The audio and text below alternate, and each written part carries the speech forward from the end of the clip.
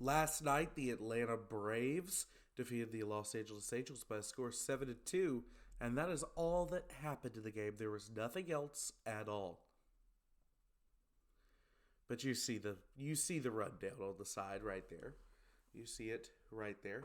And you see the very top of the board. So, just kind of a content update going forward. You might see some of these rundowns come out, or recaps come out the next day. Just because with my work schedule, it is a little bit easier while I'm working. I work at a minor league ballpark. So, when the team's in town, I have to, job comes first, and then I can watch the replay and get a recap out the next day. I think that's a fair compromise. And with it being on the West Coast right now, it's just so difficult. Very, very happy for the boys to be back at Truist Park on Friday. But what you all clicked on the video for, in more ways than one, tonight's game was about Reynaldo Lopez and Jorge Soler. Two guys that I think are pretty universally loved in Braves country, and they came to blows. But before we talk about what happened, we have to go to the first inning where just Jorge Soler puts one right into the left field bleachers. Hard hit ball. And probably, I think it was the hardest hit ball of the day. Yes, 109 off the bat of Soler, off Reynaldo Lopez. And that was where it got started. I mean, it was a bit of a continuation of the Sale disaster from last night, where it was like starting pitching gets just shelled early, and everyone is having the flashbacks of like, oh no, Atlanta is going to lose this game, because Atlanta's starting pitching has been really good to start the year, and the bats have been the unreliable part. But Soler just simply owns Reynaldo Lopez. I think I saw he's hitting like 600 off of him, 600, 800 off of him. But that's where it began with those two.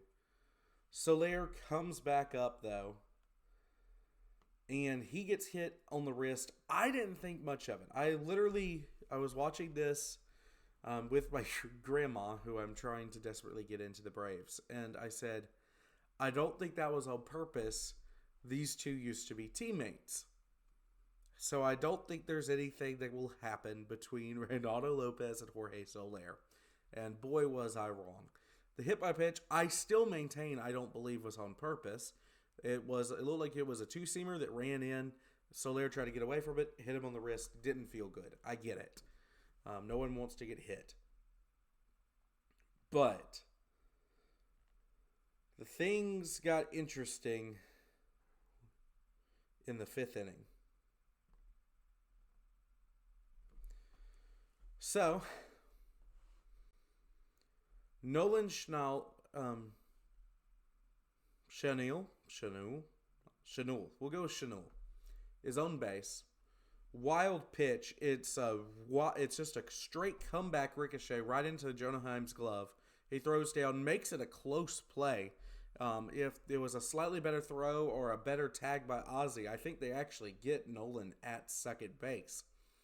But everyone's just kind of like, oh, delay. They wanted to look at the tag for a minute just to make sure. And we're watching the replay, and suddenly both announcing booths start going crazy. Soler charging the mound. We cut back, and they're already basically being broken up by the time that we see it. So it's like, what in the world is going on? Because I get it, the pitch was high, but I didn't think it was near Soler's head. It was pretty much over the middle of the plate. It was just not catchable. It was too high. But they said something to each other and stared each other down. And we all know what that means in Major League Baseball.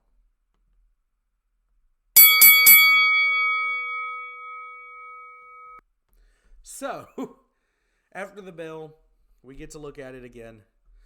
They stared each other down. Soler took the first step forward.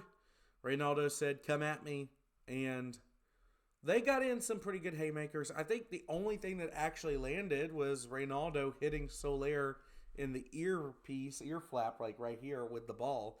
I actually saw Reynaldo complaining a little bit about his thumb afterwards. So hopefully he did not actually hurt his throwing hand with a punch there. But both players were ejected. We're still awaiting further discipline to see if either one will be suspended. I cannot imagine that Soler, for charging the mound like that, is not going to be suspended for at least a game or two.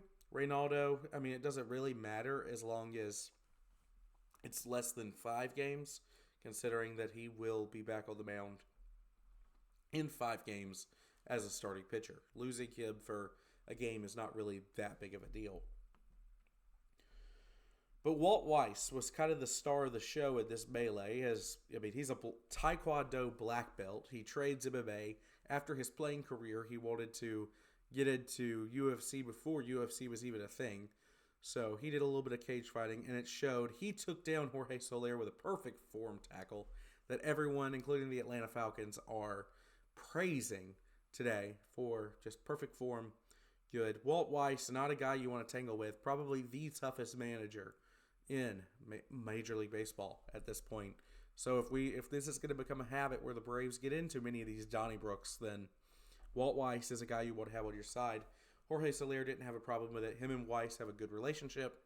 Like, obviously, Soler has spent parts of 2 different seasons with the Braves, with Walt Weiss as the bench coach. They won a World Series together. So no hard feelings there. And Soler said that after the fact. No clue, really. Reynaldo and his relationship, if it's just a Soler has beaten me so much and I tried to throw up and in to get him out, if he is intentionally hitting him, if there was something when they were teammates together in 24, if there was something that went on in the locker room there and they just don't like each other. So, very interesting thing, and that's what's going to be the main takeaway from this game is the brawl started by Soler and Lopez. But I mean, if you're going to pick a fight with anybody, Jorge Soler is probably my number 1 do not mess with guy in the majors. Just, he's big, he looks like he knows how to fight, he's tough, he's Cuban, like grew up in a tough environment. I don't know if I would mess with Jorge Soler. Just a heads up for Reynaldo Lopez next time, or whoever wants to go with Jorge. He threw several haymakers that just barely missed Reynaldo's head. Like I said, the biggest blowout of this was Reynaldo actually hit him with the ball. So I'm wondering if that's going to be considered a little bit unorthodox, if that's going to result in a suspension for Reynaldo. We'll have an update probably today or tomorrow on suspensions for both of them, and we'll discuss it on the podcast with Jonathan Joidsby. But in the meantime, there was a baseball game played tonight, and it was a pretty good baseball game. So before all the fireworks with Lopez and Soler, the Braves managed to get on the board here. Olsen got on base, a nice just single, moved to second, and Riley was able to bring him home.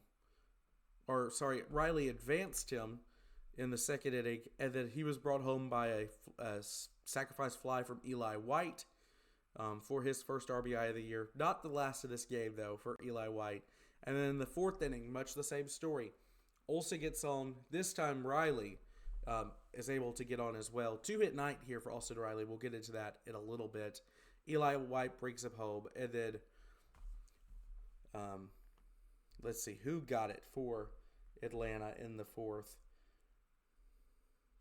It was Jonah Heim with his little bloop single into left. That was able to score Dubon for the 3rd run of the inning.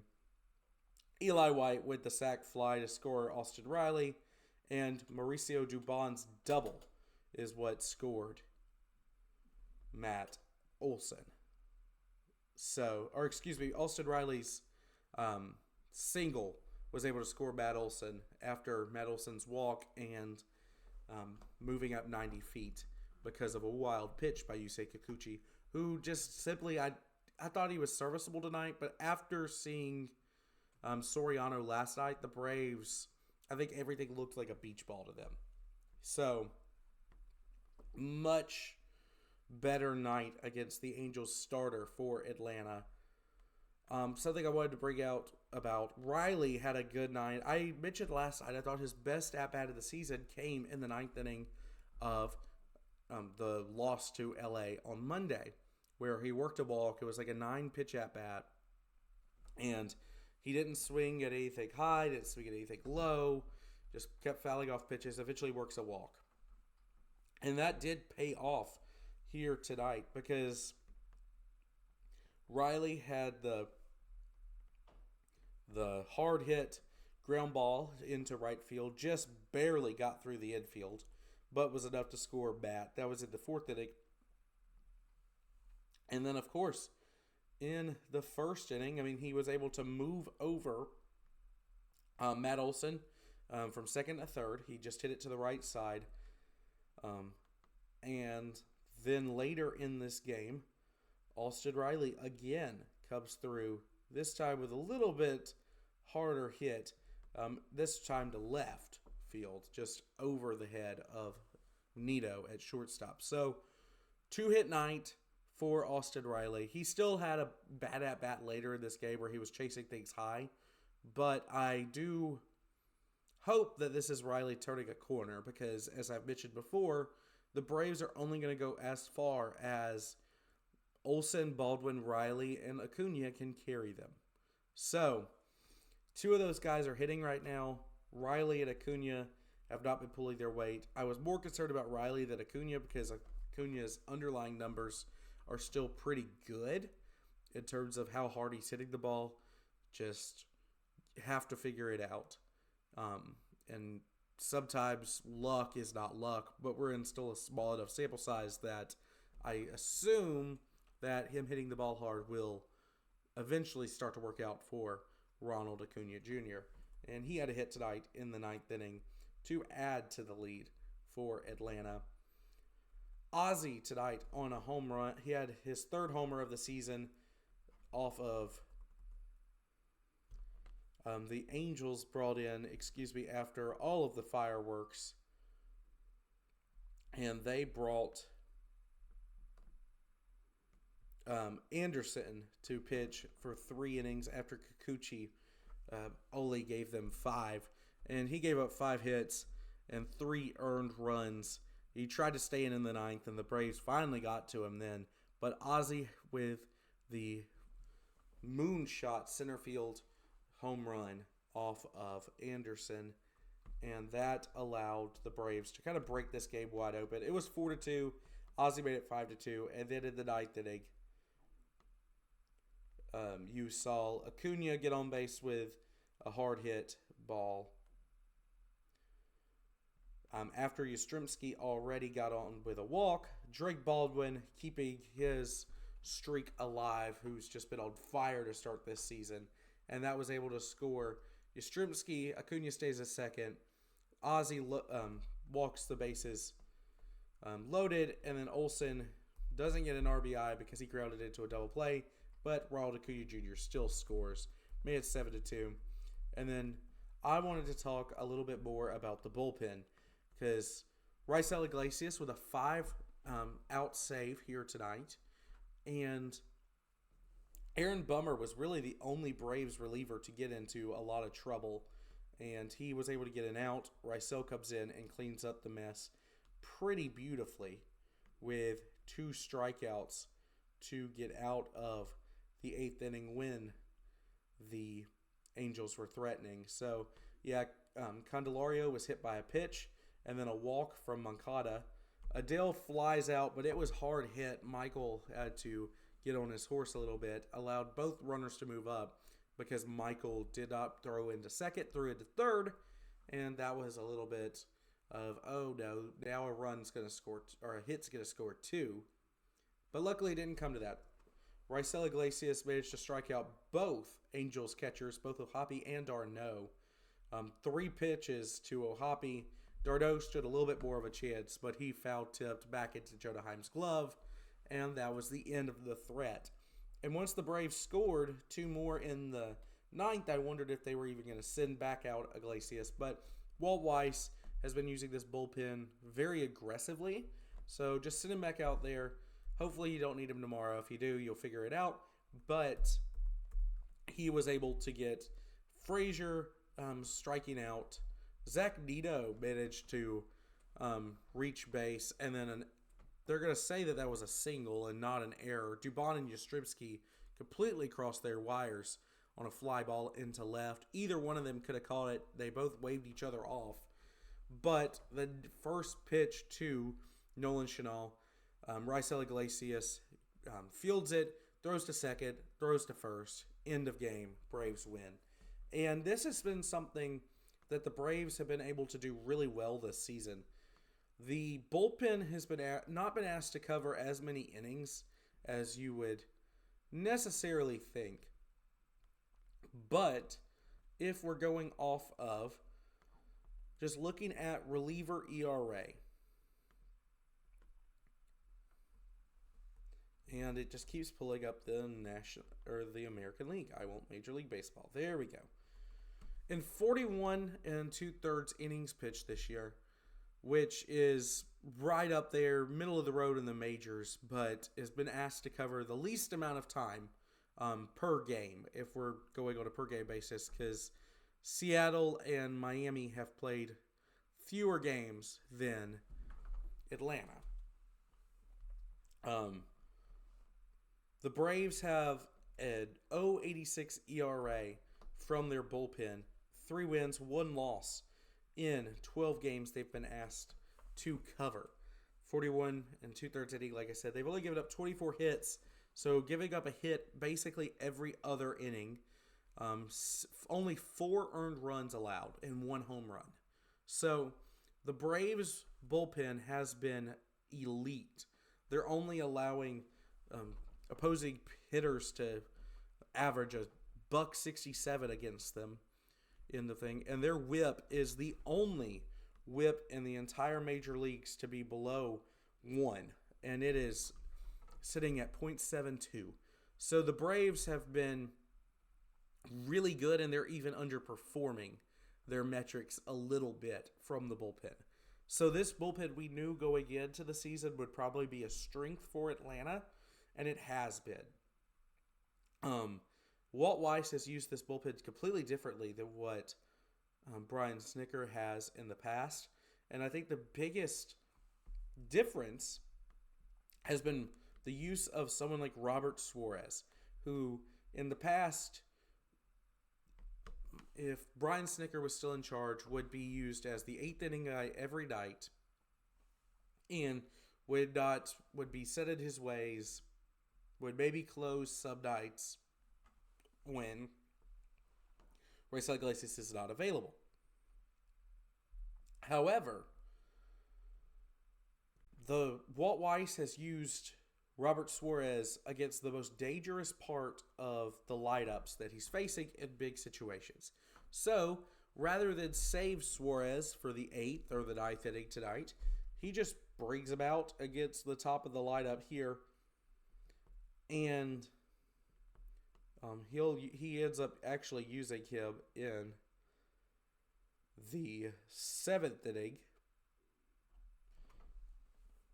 and against Adam Frazier, he gives up a walk to Frazier, but then strike out Anito, gets Trout to fly out, strikes out Shadal, and that was inning over. Just, he's using Suarez, who is, at least by every metric that I've seen and the eye test, has the best pure stuff out of the Atlanta bullpen. He is using him as a fireman of sorts. This is where we suspect things can go wrong for us. These are the most dangerous hitters. Go get them out. I don't care if it's the 6th inning, the 7th inning, the 8th inning. That is your job. You are to neutralize the top of the lineup for every opposing team we play, and we'll figure out the inning later, whether that's what happened tonight, where you send out Aaron Bummer to hopefully close out against the bottom of the order, and he's not able to. Then you send Rysel in a little early, is able to get 5 outs for you instead of just the typical 3 you expect out of your closer. So, the bullpen is the best in baseball, and I think it comes down to a lot of the way they're being used by Walt Weiss. And like I mentioned, I mean, starters for the most part have gone deep into games for Atlanta this year. So even nights like tonight where you have a starter leave early, which might have been a blessing in disguise, because Lopez, I thought, he recovered well after the Soler home run, but he had a lot of base runners. He was not efficient at all. He ends up getting pulled in the 5th inning. So you had to cover, Atlanta had to cover a full 5 1/3 inning tonight. And you'd see that with Kenley, Dylan Lee, Robert Suarez, Aaron Bummer, Rysel Iglesias, and combined, they only gave up 3 hits. And like I said, one of those hits that is charged to Rysel Iglesias is very fluky. So it's really just the way that scorers are trained to not throw an error unless it's absolutely necessary. I would have given that an error, which I guess because neither of them touched it, but it's still a mental communication style error, in my opinion. But 3 hits over 5 1/3 tonight. And like I said, the only real trouble Atlanta was in was when Bummer got in. He gave up a walk, but Rysel was able to put out that fire. And Robert Suarez, so that 1-2 punch of Suarez and Iglesias is as advertised so far this season. And the other options, I mean, Dylan Lee has looked good. Kenley at times has looked good. Aaron Bummer is one of those guys that if he's your high leverage solution of being your 7th or 8th inning guy, you might panic a little bit. But as a matchup, I love Aaron Bummer against certain types of hitters. Just a guy who's going to get a lot of soft contact, and you'll see. And that's before even. I mean, Spencer Strider is going to be back, I think, sooner rather than later. The pitching staff has been good enough without him, though, that Walt Weiss is not having to rush him back. So that's always a good problem to have. But eventually there's going to be a spot that opens up for Atlanta, and you're going to send one of, Grant Holmes down, maybe Reynaldo Lopez down into the bullpen. And that maybe Martin Perez actually gets a look down in the bullpen for Atlanta. So we'll see exactly how it shakes out after all the roster moves have to be made. But Didier Fuentes will be up soon again after he's stretched out as a starter. Strider should be back sometime in the next week-ish. Like I said, the Braves are not in any hurry to get him back with how well the staff has performed as a whole. So, but I wanted to shout out the bullpen. The bullpen a lot of times only gets talked about if they're bad, but Atlanta has had by far the best bullpen in the game and by far the best pitching staff in the game so far. But their bullpen is miles above the next best one. And if you look at the rankings, really only the Mets are in their ballpark but even then, they have almost double the ERA in about the same amount of innings. They've had 2 more innings and given up 10 more hits, 5 more runs, 3 more earned runs, and 2 more home runs. So, and a lot of Atlanta's problems out of the bullpen have been hit by pitches. They've already have 3 of those.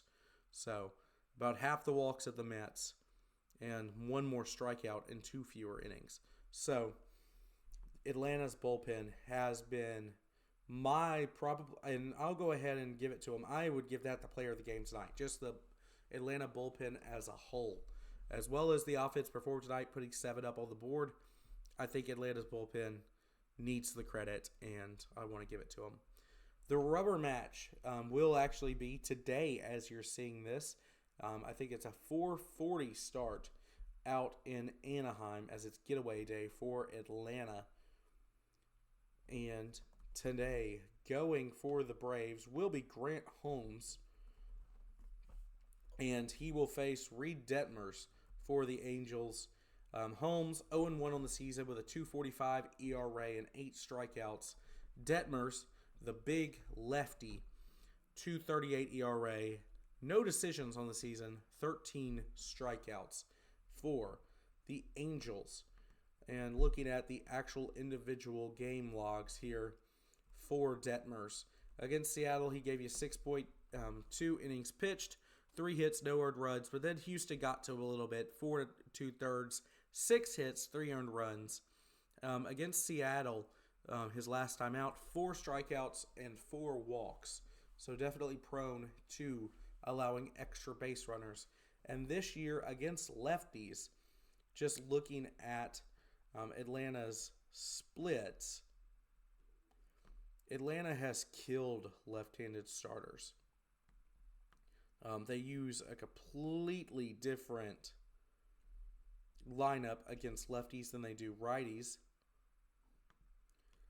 And looking at their batting average, still only want to show me the American League, show me everybody. Their batting average versus lefties